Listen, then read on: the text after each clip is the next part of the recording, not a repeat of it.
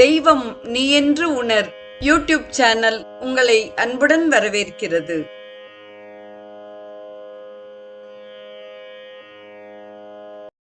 வாழிய செந்தமிழ். அன்பு நிறை உள்ளங்களுக்கு அன்பார்ந்த வணக்கங்கள். வாழ்ந்து காட்டிய வள்ளல்கள் வரிசையில் நாம் ஸ்ரீ ரமண மகரிஷியின் வாழ்க்கை வரலாற்றை சிந்தித்துக் கொண்டிருக்கிறோம். நிகழ்ச்சி தொடர்கிறது.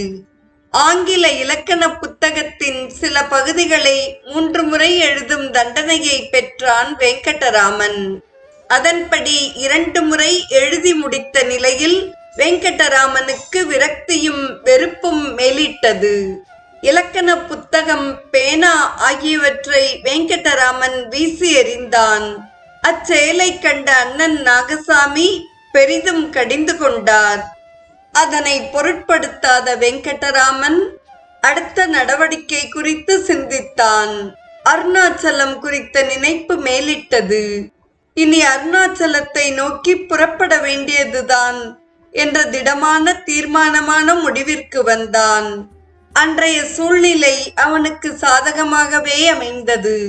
பள்ளிக்கூடத்திலே இன்று ஸ்பெஷல் கிளாஸ் போய்விட்டு வருகிறேன் என்று வெங்கடராமன் அண்ணனிடம் கூறினான். அப்படியா? கீழே இருக்கும் என் பெட்டியை திறந்து 5 ரூபாயை எடுத்துக்கொள். போகும் வழியில் எங்கள் காலேஜில் கட்டிவிடு என்று அண்ணன் நாகசாமி கூறினான். அதுவும் அண்ணாமலையாரின் திருவருளே என்று கருதிய வெங்கடராமன் 5 ரூபாயை எடுத்துக்கொண்டான்.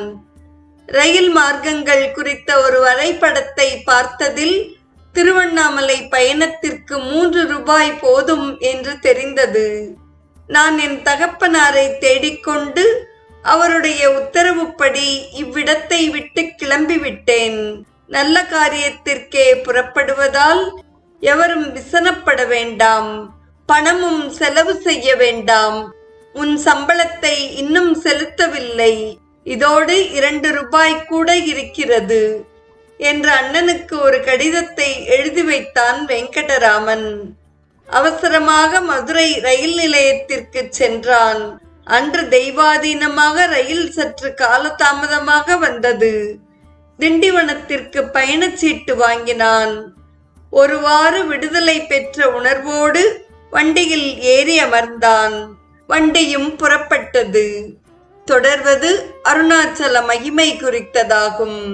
அண்ணாமலை, அருணாச்சலம், அருணகிரி ஆகிய சொற்கள் பக்தர்களை சொக்க வைக்கும் மந்திர சொற்கள். மகான்களை தன்பால் ஈர்த்து இறையருள் இன்பத்தில் திளைக்கச் செய்து புகழும் முக்தியும் அருளும் அற்புத திருத்தலம் அண்ணாமலை. மலையும் அண்ணாமலை, மகிமை மிகு தலமும் அண்ணாமலை. தலத்தில் உறையும் மகேசன் பெயரும் அண்ணாமலை. திருவண்ணாமலை தற்போது தமிழ்நாட்டின் ஒரு தனி மாவட்டம். மாவட்ட தலைநகரமாகவும் விளங்குகிறது. சென்னையிலிருந்து 187 கிலோமீட்டர் தொலைவிலும் செங்கத்திலிருந்து 29 கிலோமீட்டர் தொலைவிலும் உள்ளது திரு அண்ணாமலை. காஞ்சி, விழுப்புரம், திண்டிவனம் போன்ற நகரங்களில் இருந்து பேருந்துகள் திருவண்ணாமலைக்கு செல்கின்றன. அக்காலத்தில் அப்பகுதி அண்ணா நாடு என்றே அழைக்கப்பட்டது. தொடரும் நிகழ்வு அண்ணாமலை, அதன் பெயர் காரணம் என்ன என்பது குறித்ததாகும். அண்ணுதல் என்றால் அடைதல் அல்லது சேருதல் அல்லது எட்டுதல் என்று பொருள். அண்ணு என்பது அச்சொல்லின் பகுதியாகும். திருமாலும் பிரம்மனும் அடைய முடியாத அடல் மழையாக தோன்றியதால் அண்ணாமலை என்றனர். வடமொழியில் அருணம் என்றால் சிவப்பு என்று பொருள். அச்சலம், கிரி ஆகிய சொற்கள் மலையை குறிக்கும். அண்ணாமலை சிவந்த நிறத்துடன் விளங்குவதால் அருணாச்சலம் என்றும் அருணகிரி என்றும் அழைத்தனர். அண்ணாமலையார் லிங்க திருமேனியே திருவண்ணாமலையின் முக்கிய மூர்த்தியாவார். அருணாச்சலம் என்றும் அருணாச்சலேஸ்வரர் என்றும் குறிப்பிடுகின்றனர். அம்பிகை குழந்தைகள் வாய் வைத்து சுவைக்காத திருமுலைகளை உடையவள்.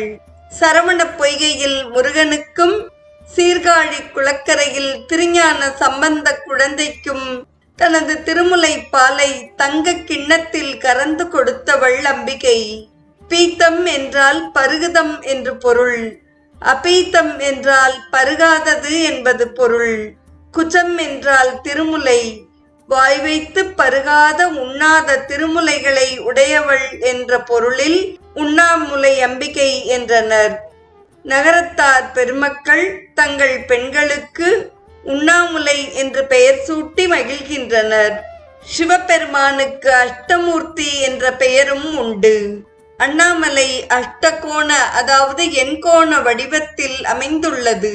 நமது உடலில் இடை, பிங்கலை, சுடுமுனை என்ற 3 நாடிகள் உள்ளன. அதுபோல் திருவண்ணாமலையின் வலப்பக்கத்தில் தென்பெண்ணையாரும், இடையில் கமலையாரும், இடப்பக்கத்தில் செய்யாரும் ஓடுகின்றன. மதுரையிலிருந்து திண்டிவனத்திற்கு ரயில் கட்டணம் 2 ரூபாய் 13 அணா. அதுபோக வெங்கடராமனிடம் 3 அணாதான் எஞ்சியிருந்தது.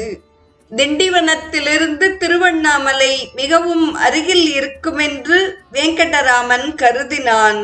பிறகு வெங்கடராமனுடன் வயதான மௌல்வி ஒருவர் புதிய வழித்தடம் குறித்து கூறினார். விழுப்புரத்திலிருந்து காட்பாடி செல்லும் வண்டிகள் திருவண்ணாமலை வழியாக செல்கின்றன என்ற விவரத்தை கூறினார். இரவு 3 மணி அளவில் அந்த வண்டி திண்டிவனத்தை அடைந்தது. விடிந்ததும் ஊருக்குள் செல்லலாம் என்று எண்ணிய வெங்கடராமன் தியானத்தில் அமர்ந்து நேரத்தை கழித்தான். திருவண்ணாமலைக்கு செல்லும் வண்டி வரும் நேரம் குறித்து விசாரிக்க ஓர் உணவு விடுதியில் நுழைந்தான். அப்போது நன்றாக பசி எடுத்தது. உணவுக்காக சிறிது நேரம் காத்திருக்க வேண்டியிருந்தது. உணவு உண்ட பிறகு வெங்கடராமனின் முகத்தை கண்ட உணவு விடுதி முதலாளி பணம் வாங்க மறுத்துவிட்டார்.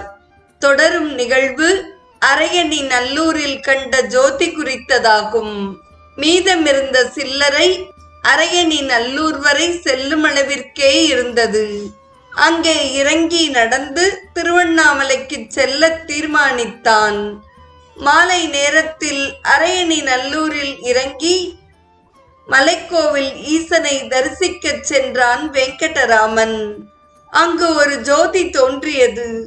சன்னதியில் இருந்த ஈசன் திருமேனியில் அந்த ஜோதி ஐக்கியமானது. மலைக்கோவிலில் இருந்து கீழே இறங்கி வந்த வெங்கடராமன் அர்ச்சகரிடம் பிரசாதம் கேட்டான். அவர் கண்டிப்பாக மறுத்தார். கோவில் நாதஸ்வர வித்வான் தனக்குரிய பிரசாத பட்டையை வெங்கடராமனிடம் கொடுத்து உதவினார். அதனை சாப்பிட்ட பிறகு ஒரு சாஸ்திரிகளின் வீட்டில் தண்ணீர் வாங்கி பருகினான். அப்போது வெங்கடராமன் திடீரென உணர்விழந்து விழுந்தான்.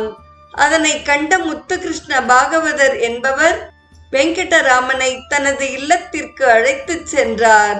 பாகவதரின் மனைவியும் வெங்கடராமனை உபசரித்தாள். அன்று கோகுலாஷ்டமி நாள். பாகவதரின் மனைவி வெங்கடராமனை தனது இல்லத்திற்கு எழுந்தருளிய கண்ணனாகவே கருதி இனிப்புகள் வழங்கினார். பாகவதரிடம் வெங்கடராமன் தனது கடுக்கண்களை அடகு வைத்து 4 ரூபாய் வாங்கிக் கொண்டான். அடுத்த நாள் காலை திருக்கோவிலூரிலிருந்து ரயிலில் திருவண்ணாமலைக்கு பயணமானான். திருவண்ணாமலையை நெருங்கிய உடனேயே வெங்கடராமன் ஆனந்த கண்ணீர் உகுத்தான். உடல் சிலிர்த்தது. இந்நிகழ்வின் தொடர்பை நாம் நாளையும் தொடர்ந்து சிந்திப்போம். இன்றைய நிகழ்வை கேட்டு பயனுற்ற அத்துணை நல்ல உள்ளங்களுக்கும் நெஞ்சார்ந்த நன்றி. வாழிய செந்தமிழ், வாழ்க நற்றமிழர், வாழிய பாரத மணித்திருநாடு. தெய்வம் நீ என்று உணர் யூடியூப் சேனலை கேட்டு மகிழ்ந்த நீங்கள் உங்கள் நட்பு வட்டத்திற்கும் பகிர்ந்து தொடர்ந்து உங்களது நல்ல ஆதரவினை சப்ஸ்கிரைப் செய்து வழங்குமாறு அன்புடன் வேண்டுவது உங்கள் அன்பின் விசாலம்.